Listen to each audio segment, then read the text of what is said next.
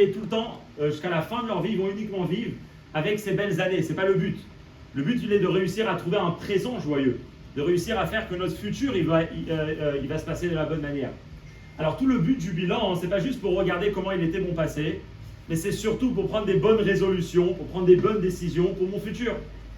Or, une personne peut améliorer dans la vie, une personne peut faire des changements uniquement s'il est joyeux, uniquement s'il est heureux. Si la personne elle est triste parce qu'elle pense à certaines choses, il n'y a rien qui va changer. Alors c'est pour ça que spécialement maintenant, comme la Torah elle nous dit de façon générale, Ivdu et Hashem besimcha, il faut servir Dieu avec joie. Alors si c'est chaque mitzvah qu'on doit la faire comme ça, quand on arrive à la mitzvah de la Teshuvah, la mitzvah du mois des Loul, qui est où la personne elle fait son bilan, c'est sûr que ça doit être fait avec énormément de joie. Et comment on peut être joyeux si parfois le bilan c'est pas le meilleur bilan? Et alors Rabbi nous dit quelque chose de très très fort dans une lettre. Rabbi dit que juste le fait qu'une personne se dit que c'est possible pour moi d'arranger mon passé, c'est possible pour moi que malgré que le passé il ne s'est pas passé de la meilleure manière comment j'aurais imaginé, mais j'ai la possibilité de pouvoir l'améliorer, juste ça, ça doit réveiller une joie énorme dans la personne. Le fait que Dieu lui dit qu'il n'y a pas de désespoir, que tu peux tout le temps réussir, tu peux tout le temps réussir à évoluer, tout le temps réussir à changer. Alors ça, juste déjà quand on arrive à la fin de l'année, c'est la première chose à avoir dans la tête. Et c'est une des raisons aussi pourquoi on se réunit à la fin de l'année. On sait très bien que quand une personne il veut prendre des forces, alors c'est pas pareil quand il est seul ou quand il est entouré par sa famille, par des amis qui sont là en train de le soutenir et de l'aider à évoluer. Donc c'est sûr que de se rassembler ce soir dans les derniers jours avant la nouvelle année, c'est le meilleur moment et la meilleure façon comment prendre énormément de force. Et surtout, comme on a mentionné juste avant, on est dans l'année du Hakel. L'année du Hakel qui va être appelée l'année du rassemblement. L'année du rassemblement, c'est dans le cycle, tous les 7 ans, à l'époque où il y avait le temple, le peuple juif se réunissait, hommes, femmes et enfants, tout le peuple juif, à Yerushalayim, à Jérusalem, dans le Beth Amikdash. C'est quelque chose qui ne se passait pas pendant le reste de l'année. Même pendant les fêtes, pendant les 3 fêtes de Pessah, Shavuot et Sukkot, quand il y avait l'obligation de monter à Jérusalem. Vraiment, c'est une obligation qui concerne surtout les hommes, pas les femmes. Si les femmes ils voulaient venir avec leur famille, avec leur mari, ils avaient le droit, mais ils n'étaient pas obligés de venir. Pareil pour les enfants. Par contre, tous les 7 ans, il y avait un événement qui prenait place pendant la fête de Sukkot dans le temple, où hommes, femmes et enfants se réunissaient. Et il y avait le roi du peuple juif qui sortait, qui lisait des paragraphes de la Torah pour donner des forces à tout le peuple qui était là pour les 7 années à venir. Et ce qu'il y a de fort, c'est qu'une fois que le temple il a été détruit, donc a priori on pensait qu'on n'avait plus la mitzvah, le rabbi dans les dernières années, il a renouvelé cette mitzvah de dire que c'est vrai que le temple matériel à Jérusalem, on l'a pas, il a été détruit, mais le temple intérieur, l'âme de chaque juif qui est représentée à un petit Beth Amikdash, elle est encore là. Le temple spirituel de chacun, il est encore là. Et donc si nous aussi aujourd'hui on se réunit tous ensemble, on aura aussi le même effet, la même force, la même énergie qu'il y avait au temple dans le Beth Amikdash. Et donc, puisqu'on est là, c'est la meilleure manière de commencer l'année et de se préparer au jour de Rosh Hashanah. Et là, il y a la grosse question qui se pose, et comme on a l'habitude de faire chaque année cette fête, donc on ne se pose pas cette question, mais on devrait se la poser. Qu'est-ce qu'on est en train de fêter le jour de Rosh Hashanah? Quelle est la fête de Rosh Hashanah? Alors, bien sûr, le nom l'indique, Rosh Hashanah, le début de l'année. Si on ouvre dans les 5 livres de la Torah, où là-bas on a ordonné de faire cette fête de Rosh Hashanah, on ne trouve aucune allusion à Rosh Hashanah. Ce n'est pas écrit Rosh Hashanah dans tous les 5 livres de la Torah. La fête de Rosh Hashanah, elle est écrite 2 fois dans la Torah. Une fois dans la paracha de Hémor, et une deuxième fois dans la paracha de Pinchas. Là-bas, les seuls mots qui sont écrits, c'est les mots suivants. Dieu il dit à Moshe, ordonne au peuple juif. Et le premier du 7e mois, le mois de Tishri, c'est le 7e mois en comptant depuis le mois de Nissan.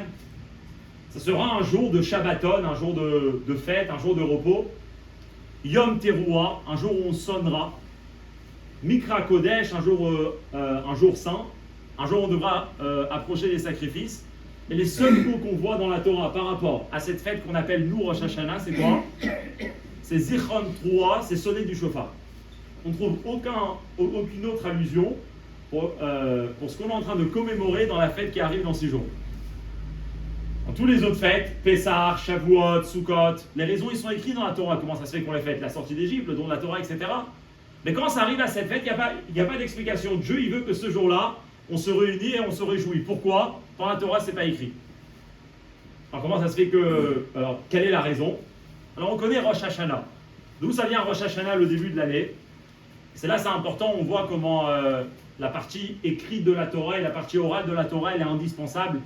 On sait que souvent dans l'histoire, il y a des gens qui voulaient uniquement s'attacher au texte en disant que tout ce qui a été transmis à l'oral, ça n'a pas vraiment de force, c'est quelque chose qui a été inventé, chas v'shalom, par les rabbanim.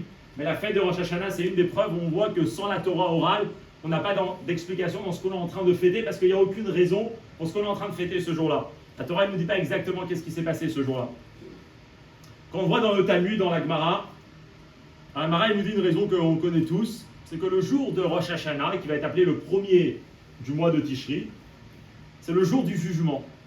Il y en a qui ont entendu parler, dans beaucoup de communautés, c'est ce qui va être accentué le plus. Le jour de Rosh Hashanah, toutes les créatures du monde vont passer devant Dieu pour être jugées. Jugées sur quoi? Sur l'année passée. C'est le jour où Dieu il décide qu'est-ce qui va se passer. Et souvent, malheureusement, c'était une notion qui a mal été traduite, si on peut dire, dans certaines communautés, où ça a réveillé beaucoup de peur et d'angoisse chez les gens. C'est le jour où c'est écrit Dieu il ouvre les livres de la vie, les livres de la mort. Et comme on lit certains paragraphes dans la prière, qui va être à l'épée, qui va être à ci, qui va être à ça. Le jour du jugement. Alors juste en parenthèse, c'est pas l'idée essentielle de ce soir, mais juste pour dire, c'est une notion qui a été mal interprétée. Juste pour expliquer la chose suivante. Qu'est-ce que ça veut dire que Dieu il nous juge? Dieu il a besoin de nous juger. Dieu il n'est pas au courant de tout ce qu'on a fait pendant toute l'année, qu'il a besoin d'un jour, le jour du mois de Tishri, dans lequel il vient et il nous juge. Et après ça, pourquoi il nous juge? Qu'est-ce qu'il gagne de nous juger? Et là, ça vient l'idée suivante. Nous, les êtres humains, nous les gens, on n'aime pas le jugement parce que souvent on sent qu'on est mal jugé par les gens. Demain, on n'aime pas les gens qui nous regardent. Pourquoi? Ils me regardent d'une certaine manière, ils pensent que je suis comme ci, ils pensent que je suis comme ça. On n'aime pas le jugement. Pourquoi? Parce qu'on sait que les gens autour de nous, ils ne nous connaissent pas vraiment. On a tous une vie intérieure, une vie profonde, une vie personnelle, que les gens autour de nous, pas forcément qui sont au courant, ce que je suis en train de montrer aux gens, ce que je partage avec les gens, c'est pas forcément ce que vraiment se passe dans ma vie. Et donc j'aime pas parce que les gens ils vont me juger sur un certain comportement, sur des certaines paroles que j'ai parlé, etc. Et en vérité, les gens ils savent pas pourquoi je me suis comporté de cette manière. Ils savent pas d'où c'est venu ce besoin de me comporter de cette manière. Et automatiquement, le jugement il devient faux. Parce que la personne connaît uniquement une partie de l'histoire, mais il y a toute une autre réalité que mon ami n'est pas au courant. Et quand ça arrive le jour du jugement où c'est Dieu qui nous juge, alors ça c'est le meilleur jugement que toute personne aurait voulu. Dieu qui sait vraiment, comme on me dit, Bochen Kelayot Valev. Dieu il sait ce qui se passe dans mes entrailles, dans mon cœur. Dieu il sait vraiment ce que je passe au quotidien dans ma vie. Dieu il connaît l'enfance de chacun, Dieu il connaît les épreuves de chacun, Dieu il connaît le Yetzer Hara qu'il a donné à chacun. Et puisque Dieu il est vraiment au courant de ce qui se passe à l'intérieur de moi, alors on est sûr que le jugement, ça va être un vrai jugement. Et à ce moment-là, on a envie d'être jugé. Pourquoi? Parce que Dieu ici, il est en train de nous dire la chose suivante. Pendant l'année, tu as pu peut-être penser que tu valais pas grand-chose. Que si tu te levais le matin, la journée ne sera pas tellement importante. Tes actions ne sont pas tellement importantes. Ce que tu vas faire n'est pas tellement important. De toute façon, les gens, ils s'en fichent un peu de toi. Mais Dieu, il dit non. Dieu, il dit pour moi, ça arrive un jour dans l'année où toute pensée, toute parole, toute action que tu as eue pendant toute l'année passée, pour moi, elle est importante. Et donc pour moi, je vais regarder comment tu l'as fait, comment tu t'es comporté, qu'est-ce que tu avais dans ta tête. Parce que pour moi, tout ce qui se passe dans ta vie, c'est important. Alors le jugement, il nous dit deux choses. Premièrement, Dieu, il nous connaît dans le plus profondeur de ce qu'on est. Et deuxièmement, Dieu, il est intéressé de savoir ce qui se passe avec nous. Alors quand ça arrive un jour pareil, c'est un des plus beaux jours de l'année. C'est le jour où la personne est dans la plus grande intimité avec Hachem. Et la personne veut cette intimité parce que c'est une intimité où il n'y a pas de faux jugement. C'est une intimité où il n'y a pas d'ego. C'est une intimité où il n'y a pas de vengeance. C'est une intimité qui est vraie, Dieu avec l'être humain. Et ça, c'est la vraie notion du jugement qui peut un peu plus rentrer dans notre tête. Et comme ça, quand on arrive le jour de Rosh Hashanah, on pourra le vivre d'une façon différente. Mais ce n'est pas suffisant pour comprendre qu'est-ce qui se passe ce jour de Rosh Hashanah. Parce qu'on peut se poser la question, pourquoi Dieu il a choisi ce jour qu'on va être jugé? Il y a 354, bref, jours dans le calendrier. Pourquoi Dieu il a choisi ce jour-là, le premier jour du mois de Tishri, pour que ça soit le jour du jugement? Pourquoi Dieu il a choisi ce jour dans tout le calendrier pour que ce soit le jour où il est le plus proche avec ses créatures. Et c'est là qu'on doit arriver à ce qui est rapporté beaucoup dans les Midrash, et ça va être accentué énormément dans la Chassidoute. C'est qu'en vérité, il y a vraiment quelque chose de très fort qui s'est passé le jour du premier mois de Tishri. C'est pas seulement quelque chose de très fort, c'est l'événement le plus essentiel et le plus principal de l'histoire. Le jour du premier Tishri qui arrive dans 6 jours, c'est le jour où l'être humain, Adam Arishon, a été créé. On connaît tous Bereshit, au commencement, le monde a été créé. Le monde ne vient pas d'un Big Bang ou de je sais pas. Le monde a été créé par Dieu lui-même, comme ça c'est écrit dans la Torah. Et puis il y a eu 6 jours dans la création. Ce soir, on est déjà pendant la nuit, donc on rentre dans le jour du 25 Elul. On est le premier jour de la création du monde. Et chaque jour, Dieu il a créé le premier jour la lumière, l'obscurité, et après la terre, et après les arbres, etc., etc. Et ça arrive le 6e jour. Et ce jour-là, Dieu il crée qui? Il crée un être humain.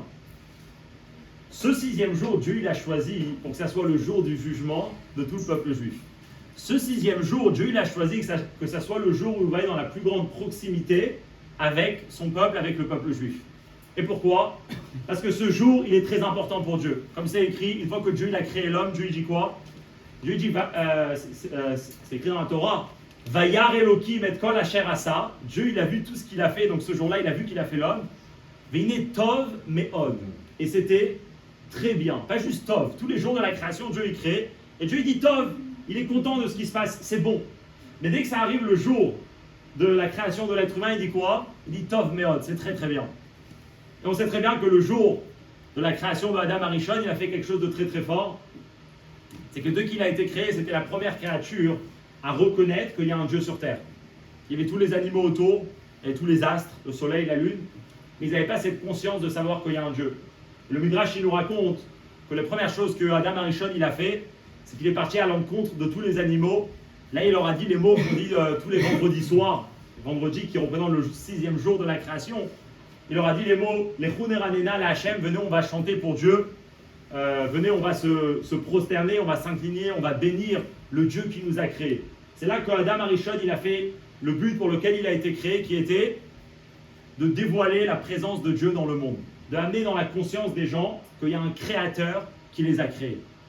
C'est d'ailleurs ce jour-là où il a dit le fameux Mizmor, que dans beaucoup de communautés on le dit dans la prière du vendredi matin, le psaume 93, il dit Hachem Malach Geout Lavesh, Dieu règne, il est revêtu de majesté. C'est les mots d'Adam Arishon qu'il a exprimés le jour où il a été créé. Et pour Dieu c'était très, très important. Pourquoi? Parce que toute la raison pour laquelle Dieu il a créé le monde, tout le monde entier, c'était justement pour ça. Il y a un être humain qui vient et qui prend conscience qu'il y a un créateur qui existe. Parce que l'être humain, il a quelque chose de spécial. Il n'est pas comme toutes les autres créatures. Toutes les autres créatures, ils ont été créés corps et âme en même temps. La Torah, elle raconte comment la première vache, elle est sortie, comment le premier éléphant est sorti. Il est sorti de la terre, comme ça, c'est raconté dans la Torah. Un éléphant vivant. Pareil pour les poissons, pareil pour les oiseaux, de l'endroit où ils ont été créés, de la mer. Et dès que ça arrive à l'être humain, là c'est différent. D'abord, Dieu il forme une forme par terre. Ouais, un golem. Il forme une forme d'être humain, et seulement après, Dieu, il va insuffler en lui une âme, une neshama. Et c'est intéressant. C'est-à-dire qu'en vérité, quelque part, on a existé, donc, à la base, corps sans âme. L'âme, c'est le spirituel. L'âme, c'est le divin. Le corps, c'est la matière. Le corps, c'est l'attirance vers le matériel, vers les plaisirs du monde. Et donc l'être humain, quelque part, il a une faiblesse par rapport à toutes les autres créatures. C'est qu'il a existé un moment sans divinité. Il a existé un moment sans spiritualité. Physiquement, il est d'un niveau, il est d'un niveau inférieur aux autres créatures du monde. Mais d'un autre côté, Dieu lui a donné une âme qui est encore plus haute que toutes les autres créatures. Et là, Dieu lui dit, voilà ma mission, pourquoi je t'ai mis dans le monde. Parce que j'ai envie que toi, l'être humain, tu prends les niveaux les plus spirituels et tu les ramènes dans les niveaux les plus inférieurs du monde dans lequel tu vis. En des mots plus clairs, Dieu il a eu envie que nous, notre mission aujourd'hui, ça soit qu'on prend la Torah dans toute sa sainteté et on arrive à la traduire dans notre vie quotidienne, dans notre vie humaine. Dans la vie où on aura différents problèmes, dans la vie où on aura certains peut-être désirs ou certaines envies qui vont être vraiment, ils pourront être très négatifs. Mais avec la force de la Torah, pouvoir tous les utiliser pour le bien et le positif. Ça, c'est la raison pourquoi Dieu il a créé son monde. Alors quand ça arrive le jour de Rosh Hashanah, Dieu il dit, j'ai créé l'être humain. L'être humain, il a fait la mission. Ce jour-là, ça va être le jour où je vais être dans la plus grande intimité avec qui? Avec ses descendants. C'est pour ça que quelque part, le jour de Rosh Hashanah, c'est comme le jour anniversaire de chacun d'entre nous. Parce que si on est là aujourd'hui, c'est qu'il y avait Adam Arishon, le premier homme. Donc comme c'est rapporté souvent, c'est l'anniversaire de chacun. Donc on peut tous se souhaiter un grand Mazal Tov. Et là, c'est quelque chose d'intéressant. Là, on va essayer de rentrer dans le sujet. Pour l'instant, tout a l'air très beau et tout a l'air très bien. Dieu, il crée l'être humain, Dieu, il est content.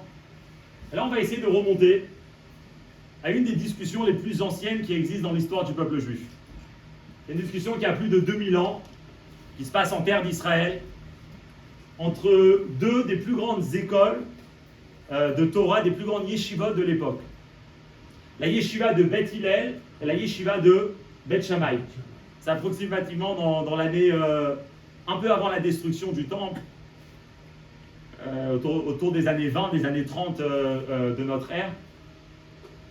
Et là, le Talmud il nous ramène une discussion qui n'a pas duré, c'était pas juste une discussion, un débat qui a duré pendant quelques minutes ou quelques heures ou quelques jours, mais c'est un débat qui a duré pendant 2 ans et demi.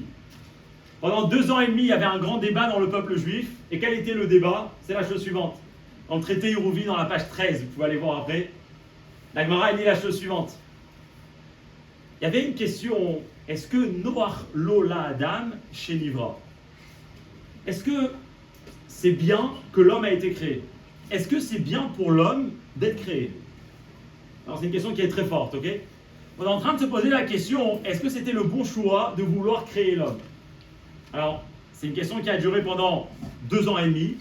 Et il y avait deux. Beth Shammai, il disait, lui, son opinion, elle était Noach lo la Adam chez l'onivra, yoter mi chez nivra. Ça serait mieux pour l'homme de ne pas être créé plutôt que d'être créé.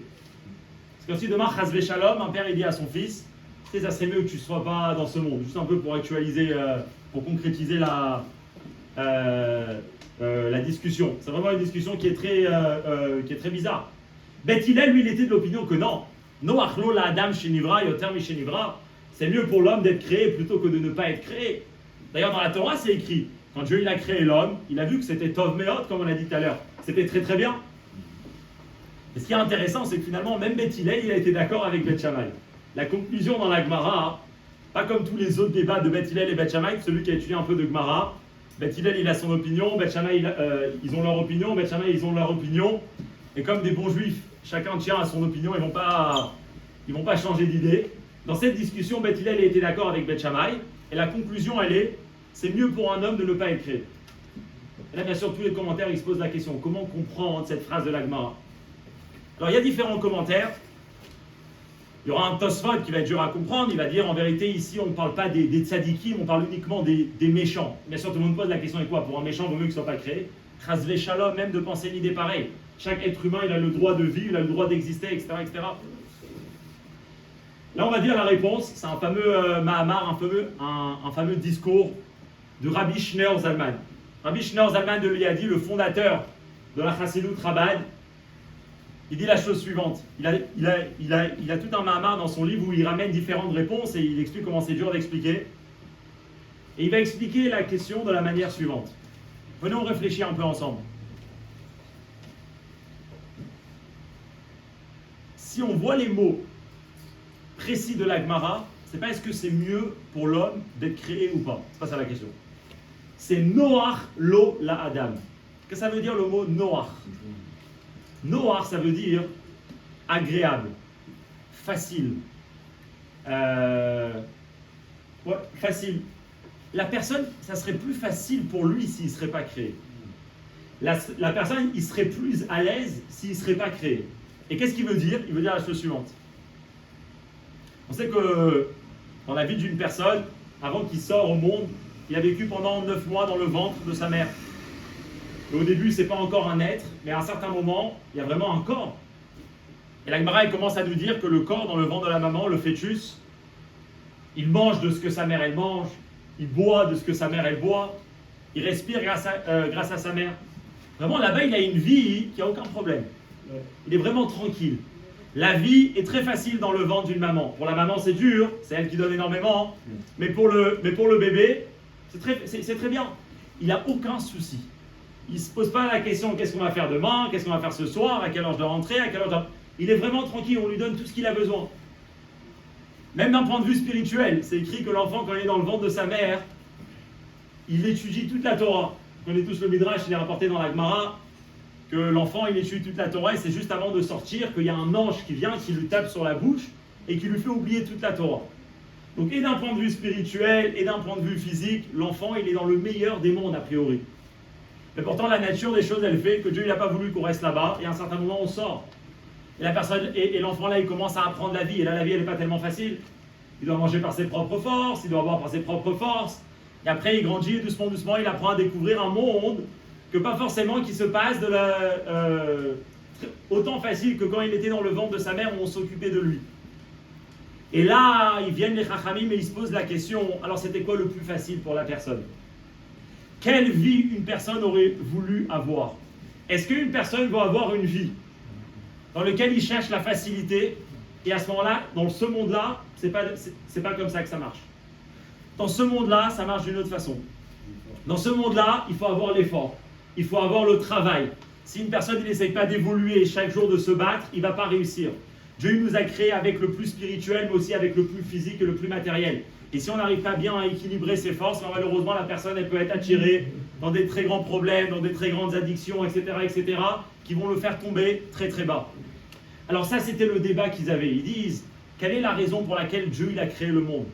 Beaucoup de gens, ils pensent que la raison, c'est pour la facilité. La preuve, c'est quand on est heureux dans la vie, dès qu'on est facile, dès qu'on n'a plus de problèmes, dès qu'on a gagné assez d'argent, dès qu'on a fini d'éduquer nos enfants, dès qu'on a fini de faire ci, dès qu'on a fini de faire ça. À ce moment-là, la personne, elle commence à dire, ah, là maintenant, je commence à vivre. C'est quoi? La personne, il cherche la facilité. Et là, les Chachamim viennent nous dire, c'est pas la raison pour laquelle Dieu nous a créés. Dieu nous a créés justement pour qu'on travaille, parce qu'il avait besoin de nous. Dieu, il avait besoin de nous pour pouvoir relier le plus spirituel avec le plus matériel. Et ça, c'est depuis le départ. Donc si une personne, il cherche à réfléchir quel est le but pourquoi Dieu il a créé le monde, souvent on va être attiré par les choses faciles du monde, par les choses dans lesquelles on est tranquille. La personne ne va pas vouloir sortir de sa zone de confort. Dès que ça va être un peu plus dur, il va dire j'essaye autre chose. Alors on va te dire c'est pas la raison pour laquelle tu as été créé. Il y a une très belle histoire qui peut bien illustrer ça. C'est une histoire qui va être racontée par le Rabbi Israël Meir Lau. Pour celui qui a entendu parler, il était grand rabbin d'Israël. Et bien sûr, il est connu pour être le plus jeune enfant survivant du camp de Buchenwald. Il y a même une photo de lui le jour de la libération. Il a écrit un livre, il s'appelle Loulek. Et il a vraiment eu une vie. Le plus jeune enfant qui a réussi à survivre dans les camps des nazis, dans les camps de concentration. Vraiment une histoire formidable. Et plus tard, il va réussir à monter en Israël. Et là-bas, il va rentrer dans les yeshivot, il va étudier énormément. Et il va devenir grand rabbin d'Israël. Il est vivant encore jusqu'à aujourd'hui. Une personne très très inspirante. C'est une des personnes aujourd'hui il parle énormément, même de façon universelle, sur l'histoire du peuple juif, sur garder le souvenir de la Shoah pour pas que ça se repasse encore, etc., etc. Il raconte l'histoire suivante. En 1989, il travaillait dans le rabbinat de Tel Aviv. Et c'était aussi la même période où, en URSS, le rideau de fer commençait à se lever. Le gouvernement soviétique avait compris que bientôt, toute cette histoire du communisme, de l'Union soviétique, ça allait prendre fin. Et comme tout le monde connaît un peu l'histoire, c'est à ce moment-là où ils essayaient de montrer une belle image de ce qui se passait dans leur pays. Pendant tous ces 70 ans où ils ont réussi, malheureusement, d'effacer l'histoire juive, d'effacer l'identité juive de tous ces 15 pays. Et là, c'était la fin 1989 et ils essayent de montrer qu'il n'y a pas tellement, c'est pas tellement une ambiance anti-juive dans ce pays, on accepte tout le monde. Et donc, ils vont inviter une délégation de rabbins du monde entier qui vont venir pour aller visiter les communautés juives en Russie. Ils vont entrer dans les synagogues, ils vont voir qu'il y a beaucoup de juifs, ils vont donner des discours pour montrer, voilà, Il y a une communauté juive en Russie. Le Rav Lau, il travaille au rabbinat, c'est déjà un rabbin assez connu, il est choisi pour aller dans cette délégation. Et il raconte l'histoire suivante. Il arrive en Russie, un pays où pendant 70 ans, on n'a pas laissé pratiquer le judaïsme. Si on pratiquait le judaïsme, souvent on était condamnés à mort, énormément de juifs ont été tués. Et là, il arrive dans ce pays et il va de synagogue en synagogue, il fait des discours et il voit toutes ces personnes, hommes, femmes et enfants, pas beaucoup d'enfants, mais en tout cas des personnes un peu plus âgées, qui sont là et qu'ils attendent. Ils attendent de voir d'entendre des mots d'inspiration, des mots qui vont leur donner la force. Et là, il raconte l'histoire suivante. Il est dans une synagogue à Moscou et à la fin de son discours, une personne assez âgée l'approche et lui dit « Rav, j'aimerais parler avec vous. » Il dit « Dis-moi. » Il lui dit « Écoute, comme tu vois, je suis assez âgé. J'ai vécu toute ma vie ici en Russie. Toute ma vie, j'étais là, j'ai souffert et j'ai travaillé tellement pour réussir à garder mon identité. Moi, j'ai réussi, mais je n'ai pas réussi à transmettre ça à mes enfants. Ma fille, elle s'est mariée avec un non-juif et elle a eu 2 enfants. Donc j'ai 2 petits-enfants juifs. Ok. Il dit jusqu'à là, j'ai tout fait pour eux. Mais maintenant, j'ai une volonté.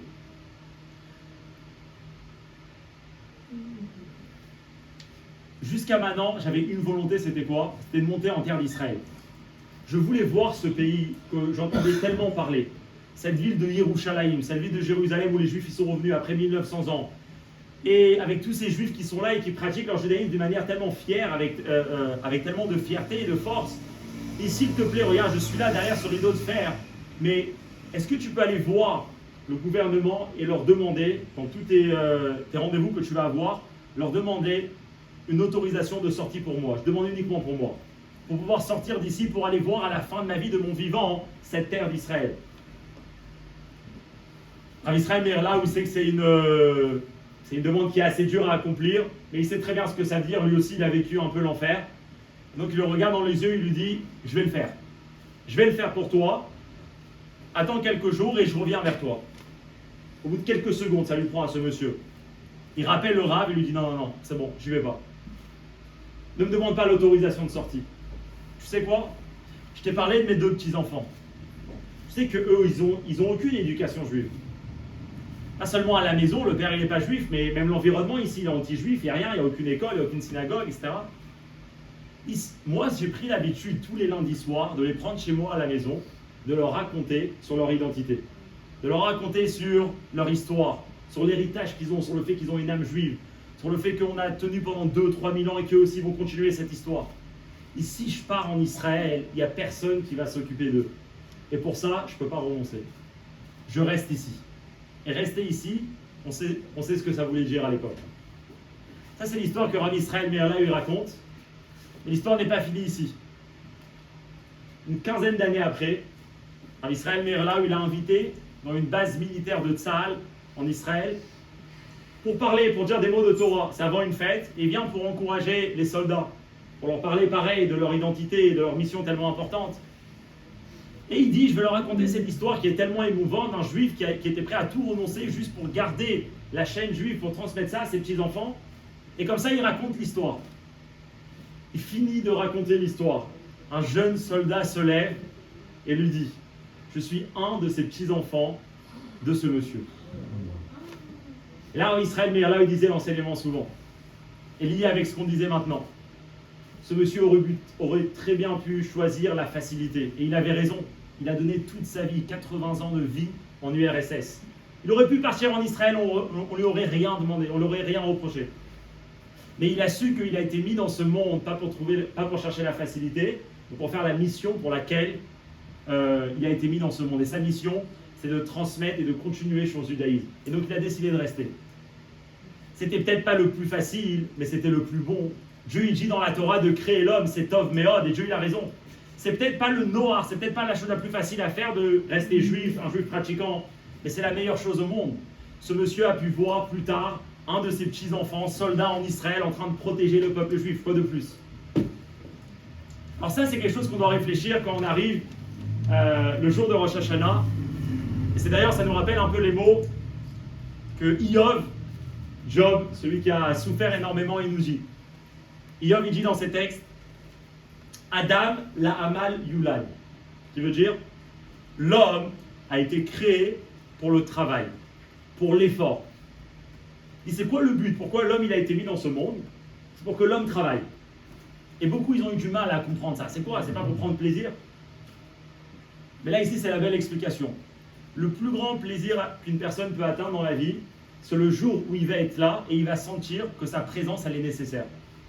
Il ne va pas sentir qu'il est dans le monde uniquement pour profiter du monde autour de lui, uniquement pour recevoir du monde autour de lui, des bons manger, des bonnes personnes, des bonnes discussions, mais il est surtout là pour ramener quelque chose au monde. Autant qu'on cherche beaucoup de recevoir peut-être des gens, de profiter que les gens nous aident, la plus grande satisfaction qu'une personne va avoir, c'est quand il va mettre des efforts dans une certaine œuvre. Quand une personne il va travailler pour avoir certains résultats. Parce que le fait qu'on a été créé, c'est que Dieu il nous a donné quelque chose. Mais pourquoi Dieu il nous a créé? Pour qu'à son image, nous aussi, on donne quelque chose au monde. Le Marsha, un commentaire de la Gemara, il dit, c'est quoi le mot la'amal qui veut dire l'effort? C'est les racheter tes votes, l'ilmod, almenat, l'elamed. Étudier pour enseigner. Il dit, tu veux savoir pourquoi l'homme il a été créé? Étudier pour enseigner. Recevoir pour donner. Jamais rester uniquement dans le domaine de recevoir. L'enfant dans le ventre de sa mère, il a peut-être la meilleure vie, mais il n'apporte rien au monde. Or, une fois qu'on sort, c'est peut-être difficile, mais on apporte quelque chose. Déjà, quand il sort, tout le monde est content, tout le monde sourit. Il a déjà changé quelque chose dans le monde. Et ça, c'est la raison pour laquelle on a été mis pour travailler. Donc, si on doit prendre un enseignement de la fête de Rosh Hashanah, c'est justement celui-là. Et spécialement cette année c'est l'année spéciale, on sait très bien que Rosh Hashanah, ça va tomber un Shabbat. Donc premièrement, c'est quelque chose de très fort. Pourquoi? Le Shabbat, c'est un jour spécial, c'est pas comme les autres jours de l'année. Le Shabbat, c'est écrit Vekarata la Shabbat oneg, c'est-à-dire, et tu appelleras le Shabbat plaisir. Le jour du Shabbat, c'est amener du plaisir. C'est être épanoui, c'est avoir un peu de sérénité, être un peu plus détendu. Une année que son premier jour commence par un Shabbat, c'est une année qui a énormément de force pour amener énormément d'épanouissement aux gens, pour pouvoir vivre le judaïsme avec énormément de plaisir et de satisfaction. Donc ça, c'est premièrement une année très spéciale qu'on commence par le Shabbat. Mais deuxièmement, comme on l'a dit hier, cette année, on aura 13 mois. Il n'y a pas 12 mois, mais il y a 13 mois dans l'année. Il y aura 2 mois d'Adar. Shana Meuberet, une année embolismique. Hein? Une année enceinte, tout à fait. Une année embolismique qui a quoi de spécial? Alors là, c'est important pour comprendre un peu le calendrier juif. Le calendrier juif, il est basé que tous les 30 jours, c'est le renouvellement de la lune, et c'est un nouveau mois. Et au bout de 12 mois, on a fini un an. Pourtant, le soleil, on sait très bien que lui aussi, il a son cycle, et son cycle, c'est 365 jours. 12 mois de l'année, 12 mois lunaires, ça fait 354 jours. L'année solaire, 365 jours. Le but de cette année-là, c'est de réussir à réajuster la lune et le soleil. Vu que tous les 2-3 ans, on prend un écart de à peu près 30 jours, donc tous les 2-3 ans, pour réajuster le soleil et la lune, qu'est-ce qu'on fait? On rajoute un mois lunaire pour réajuster. Écoutez le beau message tellement fort. Qu'est-ce que c'est le soleil? Qu'est-ce que c'est la lune? Le soleil, c'est celui qui éclaire, celui qui donne, et la lune, c'est celle qui reçoit. Dans la vie, des fois, on est un soleil, des fois, on est une lune.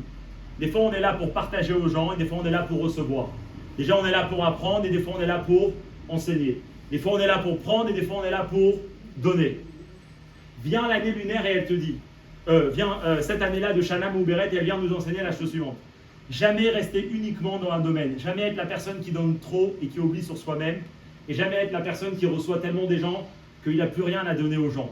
Réussir à réajuster entre le soleil et la lune. Et ça, c'est le message de cette année pour pouvoir prendre tellement de force, prendre des forces pour savoir tout le temps dans la situation combien je dois donner et combien je dois prendre. On va juste terminer avec une petite histoire. L'histoire de Rav Shabtai Slavatitsky. Rav Shabtai Slavatitsky, c'est le chaliar du Rabbi à Anvers, en Belgique. Et lui, il a une histoire très spéciale. C'est lui-même qui la raconte. Quand il était jeune, il est né un enfant ordinaire. Et à l'âge de 8 ans, il a commencé à réaliser qu'il commençait à bégayer. Mais pas juste bégayer un petit peu, bégayer de plus en plus ça allait. C'était vraiment un peu trop. Et il raconte, il a subi énormément de ça. Il dit, une personne qui n'a pas vécu ça, il ne peut pas le comprendre. Quand tu arrives, tu veux parler avec des gens, la chose la plus naturelle, partager avec, t'arrives pas. Tu as peur.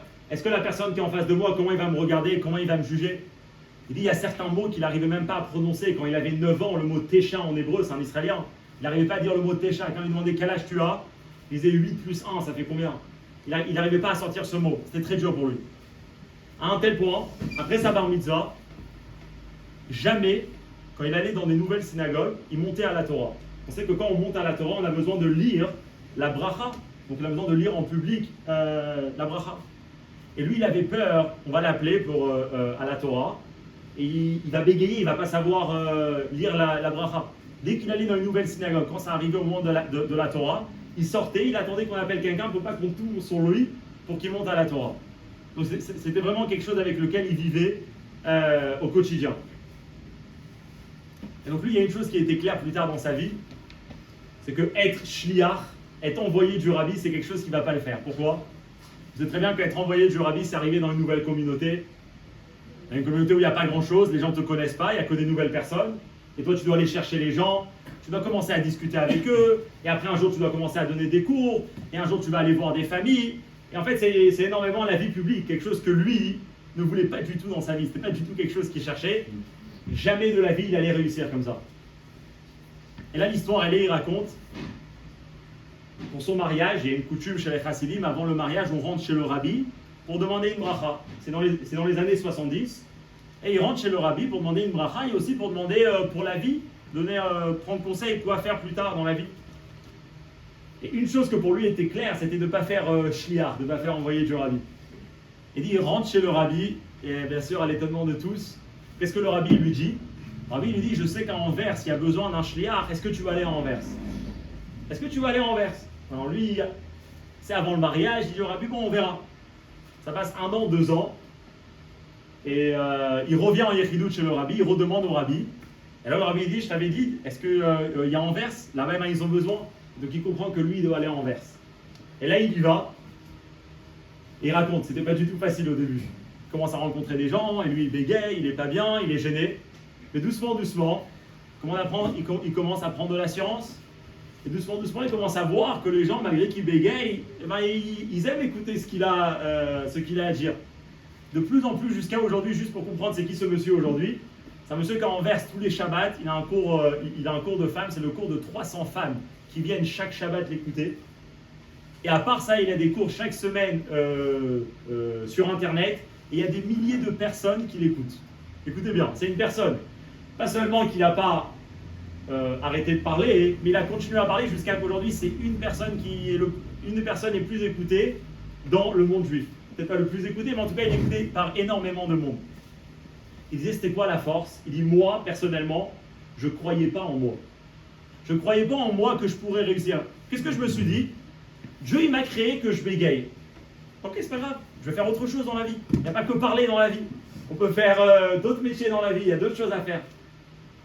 Et quand je suis venu voir le rabbi, il dit, premièrement, j'ai vu une personne qui a confiance en moi.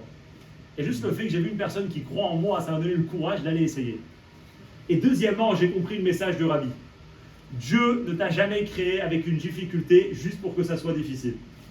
Dieu t'a créé avec une difficulté pour pouvoir dévoiler les forces les plus profondes qui sont à l'intérieur de toi. Alors n'essaye pas de l'esquiver. Travaille, et un jour tu verras que c'est justement cette difficulté qui va se transformer. Dans ce domaine-là dans lequel tu pensais que tu ne vas pas réussir, c'est dans celui-là que tu vas réussir le plus. Donc quand on arrive à la fin de l'année, on va entamer bientôt une nouvelle année, c'est à ça qu'il faut réfléchir. Que qu'est-ce que c'est la fête de Rosh Hashanah? La fête de Rosh Hashanah, c'est le jour de la création de l'homme, c'est le jour de la création de chacun d'entre nous. Le but de la vie, c'est de chercher, un peu sortir de notre zone de confort pour essayer d'avoir des nouveaux challenges, pour essayer de passer des nouvelles étapes, car c'est ça qui nous fera avancer dans la vie. Et c'est une année du Shabbat, une année du plaisir, donc c'est une année qui va être complètement prise par toute cette énergie du Shabbat. Et comme on sait, c'est quoi le vrai plaisir du Shabbat? Parce qu'il y a eu 6 jours de la semaine avant. 6 jours dans lesquels on a travaillé. Plus la personne elle travaille, plus la personne elle donne de soi, plus la personne c'est un soleil et une lune, et plus il pourra réussir à faire la mission pour laquelle il a été créé. Et bientôt, très prochainement, on pourra mériter d'avoir Mashiach et voir avec nos propres yeux qu'effectivement, tout ce que Dieu il a fait, c'est pour le bien.